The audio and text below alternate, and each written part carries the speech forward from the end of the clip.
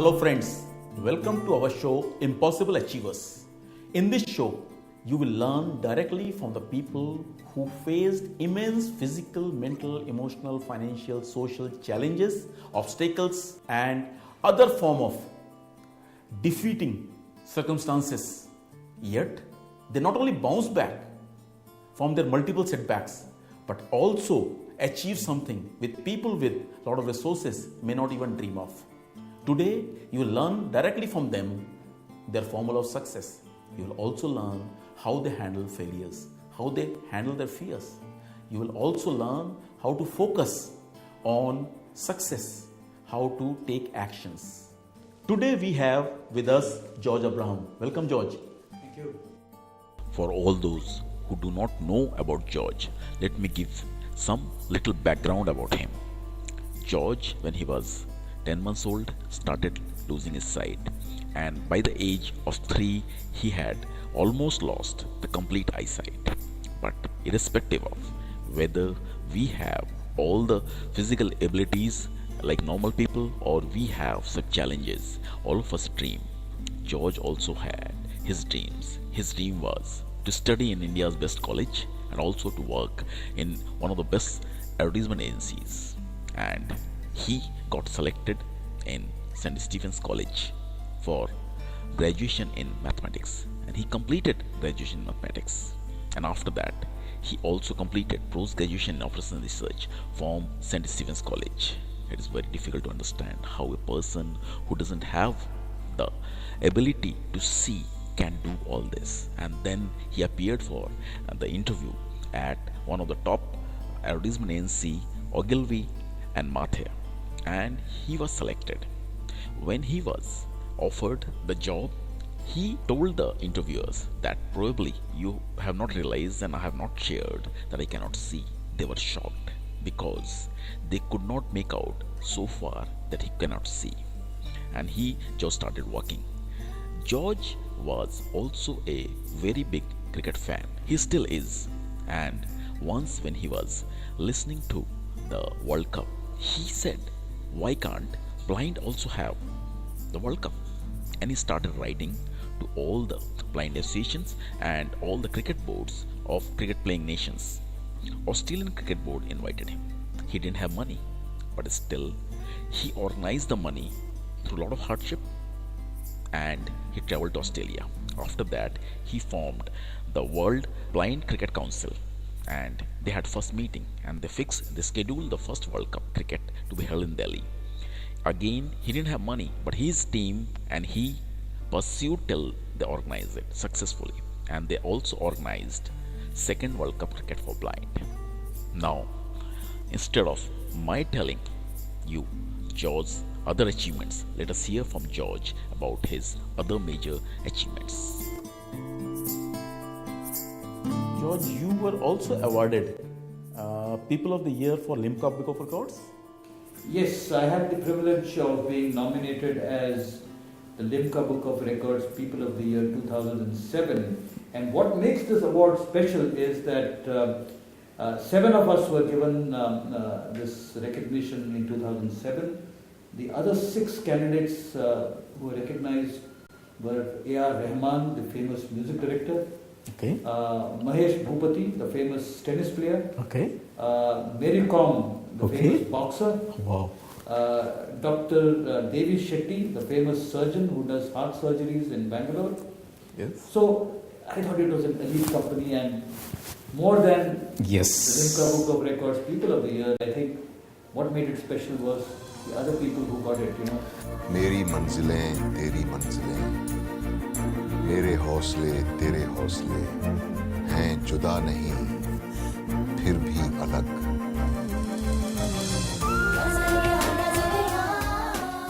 You also conceived and produced a TV serial. What was that about? Yeah, the television serial was called Nazar Ya Nazariya, and you can watch it on YouTube. The whole idea is that I believe I've traveled and met people across the country, in fact across the world. I've met blind people, I've met people, their family members, I've met people working in the government, I've met people in society. And what I realized was the basic problem is not the eyesight. The problem is with the way people think. Yes. It's a mindset issue. Yes. And nazar in Urdu means eyesight. Nazariya means perspective. Okay. So the question the television serial actually asks is it about your eyesight or is it about your perspective? Fantastic. Fantastic. So we created 13 episodes for Doordarshan. The film was made in Hindi. We covered various people from across India who have kind of lived very successful lives or who have lived lives in the mainstream in spite of being visually impaired. And we try to focus on certain specific themes which makes it possible or which is necessary for every blind person to have, like for example, good parenting, good education, education of science and maths, exposure to art and culture, exposure to sports, exposure to use of technology, and things so and so on and so forth, and law and policy of the government, universal thinking. Now these are some of the features that needs to be there in the country or in the society for anybody for that matter to grow up. Visually impaired people also need that, and if that is given in the right format, in the right form, in an accessible format, there's nothing that can stop the visually impaired person. Right. In fact, Subhashis, I believe that every blind person in this country is part of the human resource of this country. Right. They must be invested in and not just looked after. True. Yeah. Very true. You also launched a project called iWay. That's right. What is that? Now, iWay is basically a knowledge resource on living life with blindness. The idea is that... Is it still continuing? Yes, it is definitely. And Nazariya, the television serial was under the iWay project. Okay. It's part of the iWay project. And how do we access that project? Let me just quickly tell you what it is. Okay. So the iWay project, we started with a website where information on living life with blindness is. And then we had radio programs, then the Nazariya television program. We send out SMS alerts, WhatsApp alerts, and people start calling us up. So we have a help desk which takes calls. And given the size of this country, India has close to 30 states and 9 odd union territories. Right. Each state and union territory has its own language, it has its own culture. And sitting in Delhi, answering calls in English or Hindi may not necessarily communicate or connect with every caller.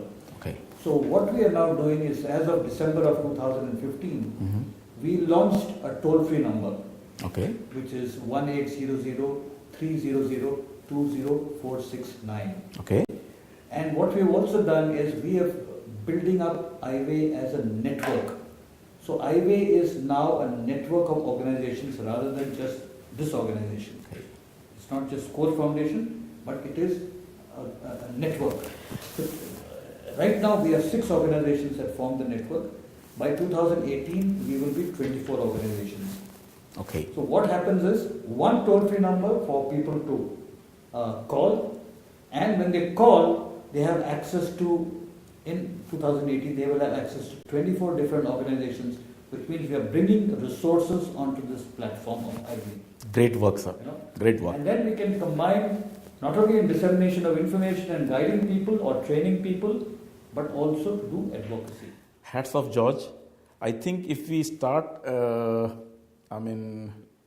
going through all your achievements, it will take a few hours.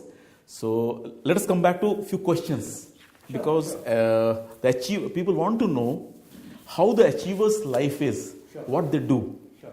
The first of the question that I would like to ask from you is, how much of your success you attribute to the luck? Zero. Zero. Yeah. Can you please? Now, I don't believe in luck. Okay. I believe in a divine plan. Okay. I believe each person who is born, there is something called a divine plan. And if your antennas are tuned with the Almighty, then you are guided from time to time. And very often, it looks as though you're taking very risky decisions. Right. But actually, if you have the faith in the divine, in Right. God, Right. there's nothing to fear. Plans for. And I think when I look back at my life, The key decisions I took at different points in time. I might have been a little nervous at that point of time initially, but as I moved forward, slowly with experiencing the divine hand, I suddenly found that there's nothing to be scared of. Things just happen, you got to keep doing your job, you perform in faith, and then you suddenly find that openings are created, facilities, resources come your way. In other words, you're saying you have to focus on actions. Yes, Having the faith. Yes, go in faith, walk in faith. Walk in faith. Yeah. Okay. In fact, Times of India interview that was done with me had actually titled the article as "When you walk in faith, God walks with you." Right. Yeah. Okay. Setbacks, failures, maybe depressing moment, are they part of life? Certainly they are. In fact, life is... How do you handle them? Life is no fun without struggles. Okay. Struggles, in fact, you learn. Some great man had said once that failure, if you're winning all the time, you don't really learn. Right. It is when you fail that you have the opportunity of pausing and thinking about what went wrong, how it went wrong. So it's important, and I believe failures, sufferings, pain, struggles, these are all processes of refinement. Okay. Like the goldsmith or the silversmith, they put what raw happens material into fire. What happens to you when you fail or you face a setback? What do you do internally? Well, I think emotionally you feel down, certainly. You're not...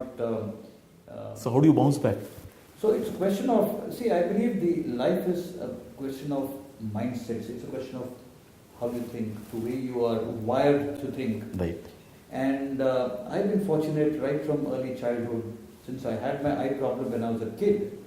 Right from early childhood, I grew up in a very positive environment. Okay. I think my parents were especially my mother was a positive thinker, and that rubbed off on me. Okay. So I'm a positive thinker, I am an optimist, and I also walk in faith. So who are your,